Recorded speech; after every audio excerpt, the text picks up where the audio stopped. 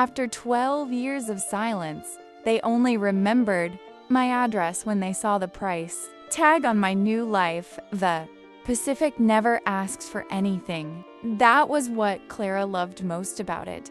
For 62 years, she had given pieces of herself away to a husband who grew distant, to children who grew wings, to a business that consumed her days. But the ocean? It only asked that she watch. It gave her rhythms. The morning sigh of retreating tide revealing polished stones, the afternoon crash of waves against granite cliffs, the evening transformation of water into molten gold. It asked nothing in return. Her cottage, named Soul Tide by the previous poetic owner, perched on the edge of a private cove 2 miles north of Mendocino. It wasn't a mansion, not by the standards of the tech billionaires who built glass fortresses farther south. It was a cedar-shingled, modest 1,800 square feet with a wraparound deck and floor-to-ceiling. Windows that made the boundary between inside and outside feel like a polite suggestion. She'd paid $2.2 million in cash. The money represented 12,000 canapes, 800 wedding cakes, and countless sleepless nights sweating over béarnaise sauce in other people's kitchens. It represented the silence, too.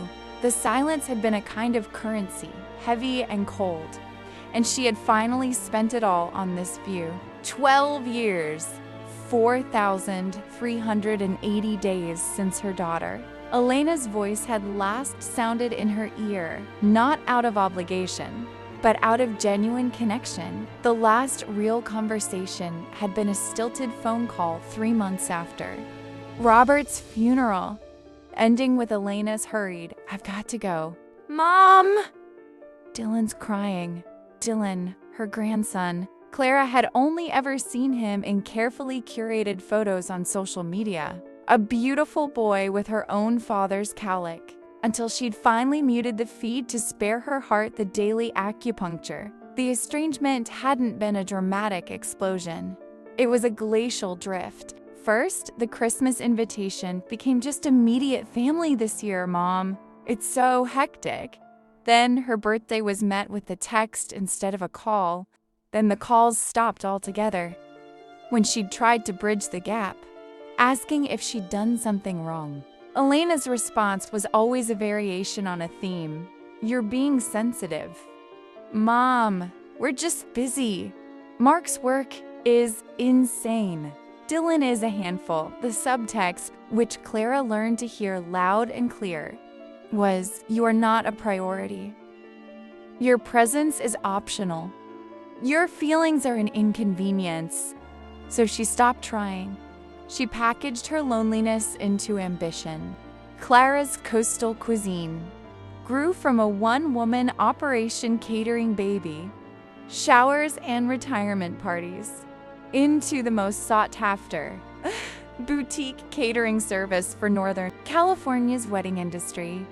She became famous for her silent strength, her impeccable taste, her ability to intuit exactly what a client wanted before they knew it themselves.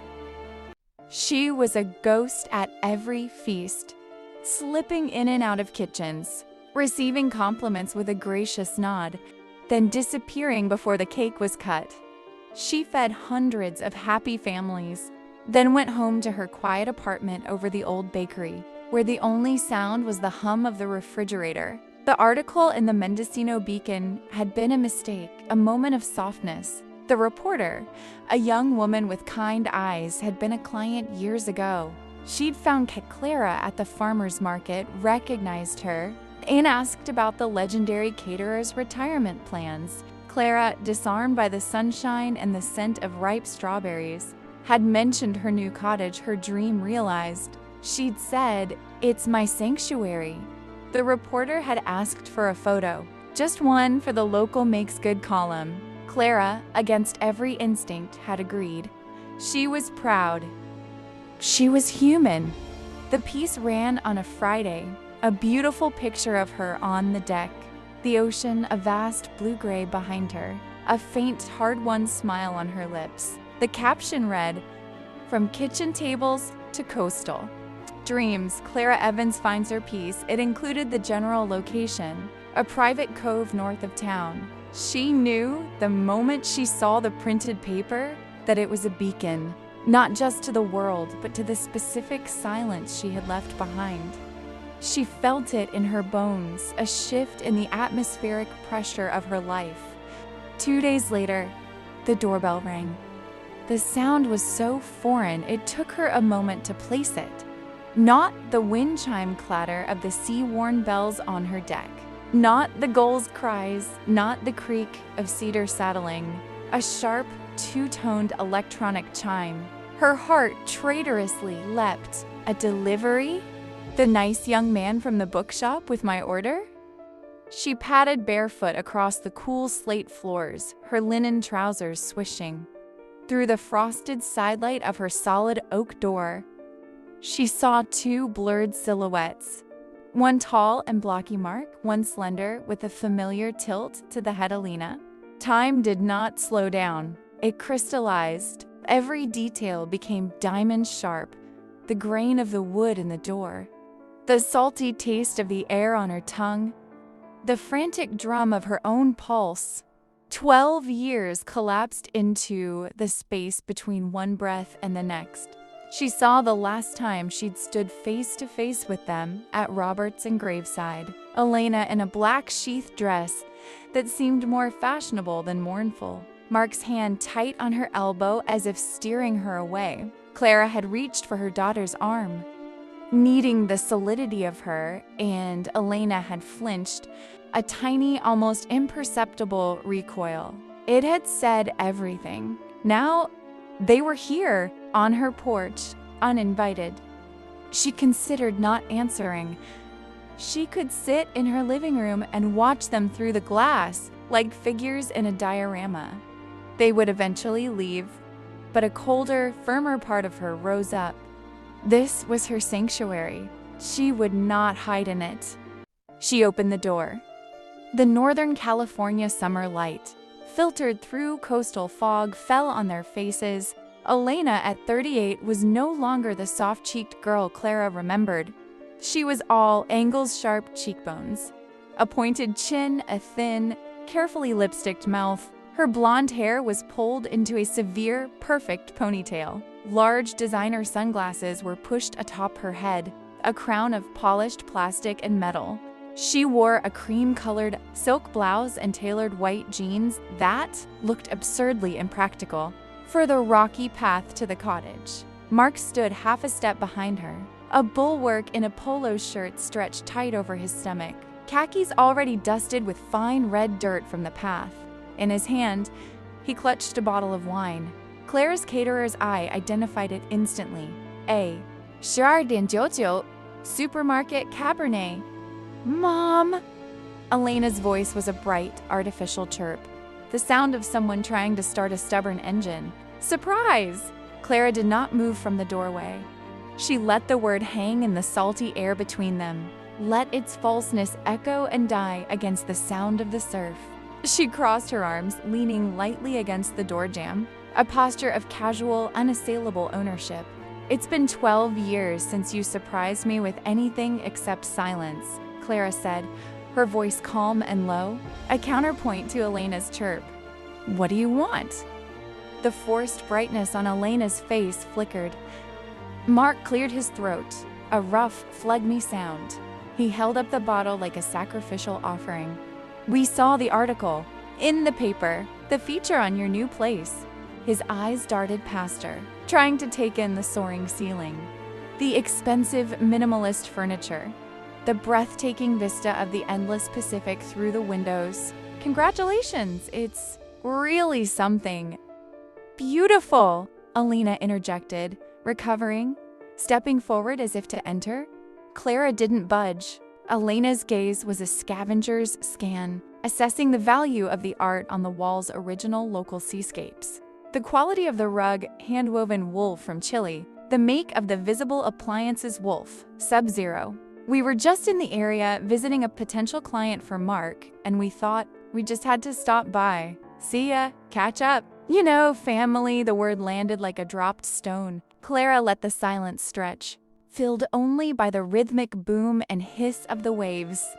She watched them.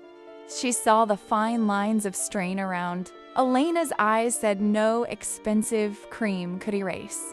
She saw the tension in Mark's jaw, the defensive hunch of his shoulders. She saw, beneath the polished veneer, a layer of frayed desperation. It wasn't grief for lost time. It was the sharp, anxious look of people who have run out of options. You didn't come for family, Clara stated. The truth as clean and cold as a granite cliff. You came because you read I finally had something worth wanting. 12 years. No calls when I had the flu. No cards when I sold the business. No interest in my life when it was just a lonely woman in an apartment. But a $2.2 million beach house? That gets you in the area. That gets you a bottle of wine. Elena's composure shattered. The pleasant mask fell away, revealing something raw and petulant beneath. That's not fair. We've had our own lives. It's not easy, you know. You never seem to understand how hard it is. I understand hard, Clara said softly.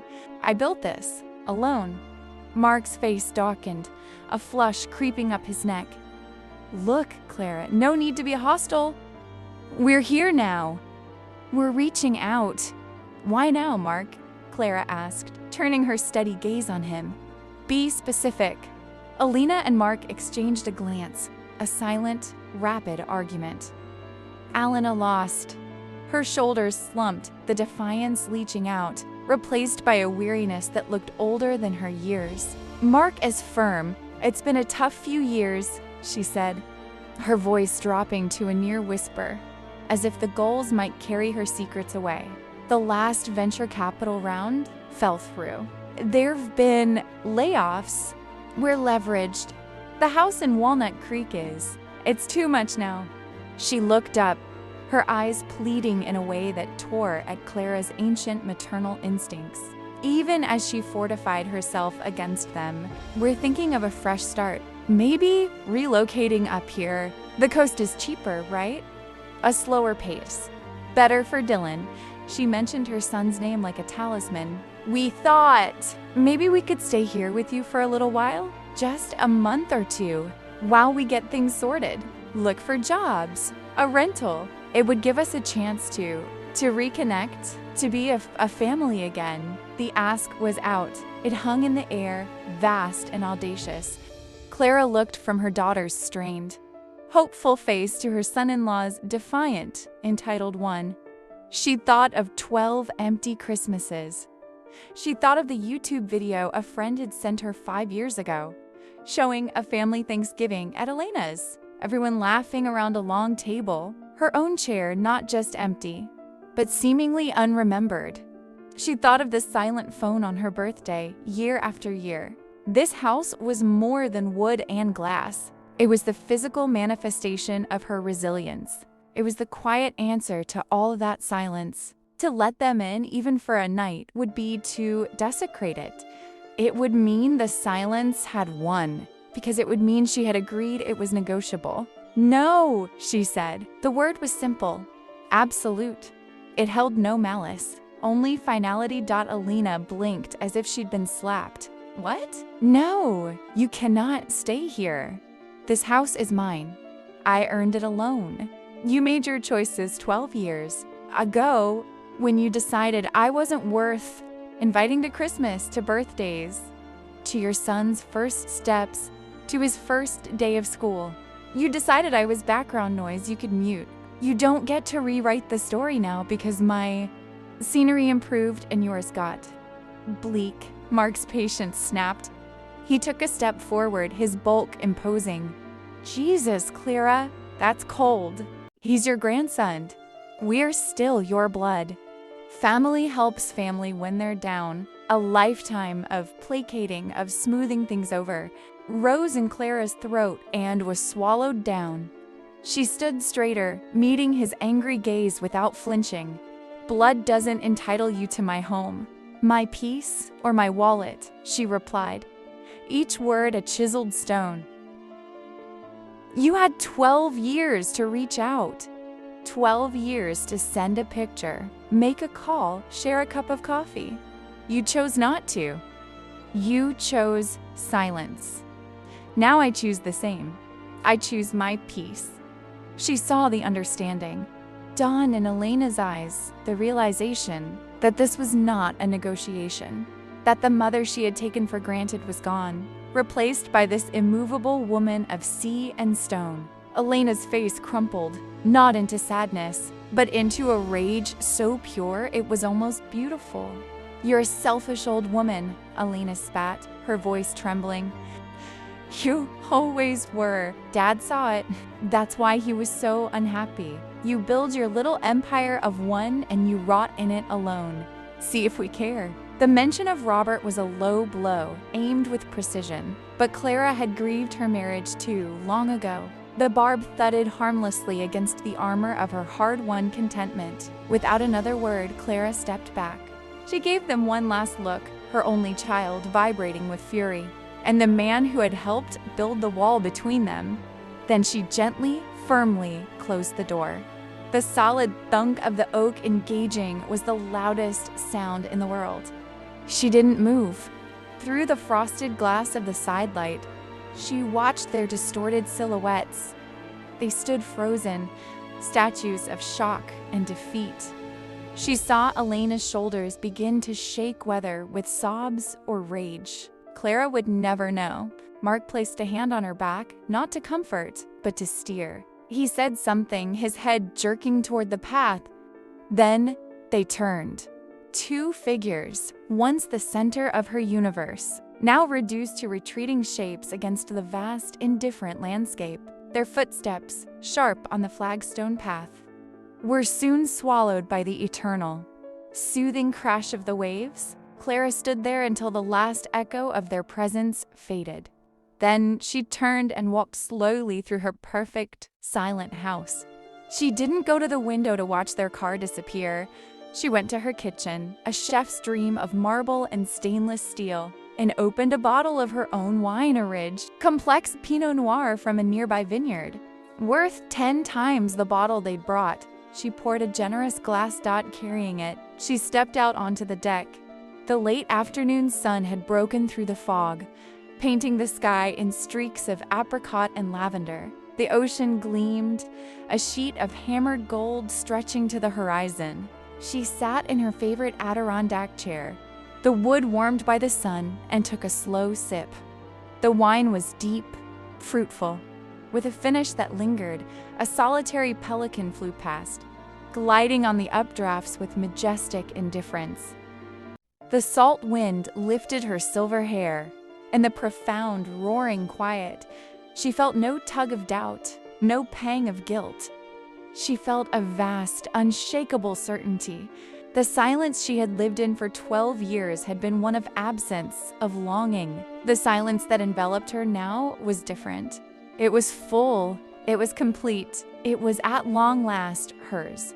She took another sip of wine, smiled a small, private smile, and settled in to watch the sun finish its glorious, daily surrender to the sea. For the first time in 12 years, the quiet didn't ache. It didn't lonely. It felt unmistakably and irrevocably like freedom. The Pacific never asked for anything. That was what Clara loved most about it. For 62 years, she had given pieces of herself, a weight to a husband whose dreams grew smaller and more bitter with each passing year, to children who grew wings and used them to fly far from the nest she'd tried so hard to feather, to a business that consumed her days and left her nights hollow with exhaustion. But the ocean? It only asked that she watch. It gave her rhythms, the morning sigh of the retreating tide revealing polished stones like hidden jewels, the afternoon's percussive crash of waves against the granite cliffs, a sound felt in the sternum, the evening's alchemy that transformed a monochrome seascape into a panorama of molten gold and bruised lavender. It asked nothing in return. It was the first relationship in her life that was not a transaction. her cottage named Soultide by a previous, more poetically inclined owner. Perched on the edge of a private cove 2 miles north of Mendocino, it wasn't a mansion, not by the standards of the tech billionaires who built glass fortresses farther south. It was a cedar-shingled, deeply intentional structure of about 1,800 square feet. A wraparound deck and floor-to-ceiling windows made the boundary between inside and outside feel like a polite suggestion. Easily forgotten. She'd paid $2.2 million in cash. The money was not just a number. It was a physical equation of her life. It represented 12,000 salmon canapes, 800 three-tiered wedding cakes iced at 3 a.m., and countless sleepless nights. Sweating over béarnaise, sauce and perfect pastry in other people's kitchens. It represented the loneliness she had transformed into labor, but it represented the silence too. The silence had been a kind of currency, heavy and cold, collected in a vault within her. For 12 years, she had made deposits, every unanswered phone call, every text that garnered only a blue checkmark, every holiday spent with the kindly but pitying family of her one remaining friend, Martha. That silence had weight and mass, and finally, it had buying power. She had spent it all, every last bitter coin, on this view. 12 years, 4,380 days since her daughter. Elena's voice had last sounded in her ear, not out of obligation, but out of genuine, effortless connection. The last real conversation had been a stilted phone call 3 months after. Robert's funeral, ending with Elena's hurried, "I've got to go. Mom, Dylan's crying." Wail had punctuated the sentence. Before the line went dead, Dylan, her grandson, Clara had only ever seen him in carefully curated squares on social media, a beautiful, serious boy with her own father's stubborn cowlick. She had watched him grow from a swaddled newborn to a gap-toothed 7-year-old in a soccer uniform through the cold, bright window of a screen until the pain of the digital proximity became too acute. Carrying it, she stepped out onto the deck. The late afternoon sun had finally burned through the last of the fog, painting the sky in triumphant streaks of apricot, rose, and lavender. The ocean below, catching the full glory of the light, gleamed like a sheet of hammered gold stretching to the curve of the earth. She sat in her favorite Adirondack chair, the wood warmed by the sun, and took a slow, deliberate sip. The wine was deep, fruitful, with a finish that lingered on the paleta taste of the land, complex and satisfying. A solitary pelican flew past, gliding on the thermal updrafts with majestic indifference. Its flight passed a perfect line against the chaos of color. The salt wind lifted her silver hair, a caress from the world that asked for nothing. In the profound, roaring quiet, she took inventory of her soul. She felt no tug of doubt, no phantom pang of guilt. She felt a vast, unshakable certainty, as solid as the continent beneath her. The silence she had lived in for 12 years had been one of absence, of longing, of a question mark hanging at the end of every day. The silence that enveloped her now, the silence of the cove, of her own steadfast choice, of a door firmly closed, was different. It was not empty. It was full. It was complete. It was woven with the threads of her own strength. The rhythm of the tides, the taste of good wine, the ownership of her view, her time, her life. It was at long last hers. She took another sip, smiled a small, private smile that reached her eyes for the first time in what felt like forever, and settled in to watch the sun finish its glorious daily surrender to the sea. The sky bled its colors into the water, the gold deepening to violet, the first bold stars pricking through the dome of the heavens. For the first time in 12 years, the quiet didn't ache. It didn't feel lonely. It felt unmistakably and irrevocably like freedom. And it was a freedom that she knew as she breathed in the salted air no one could ever take from her again.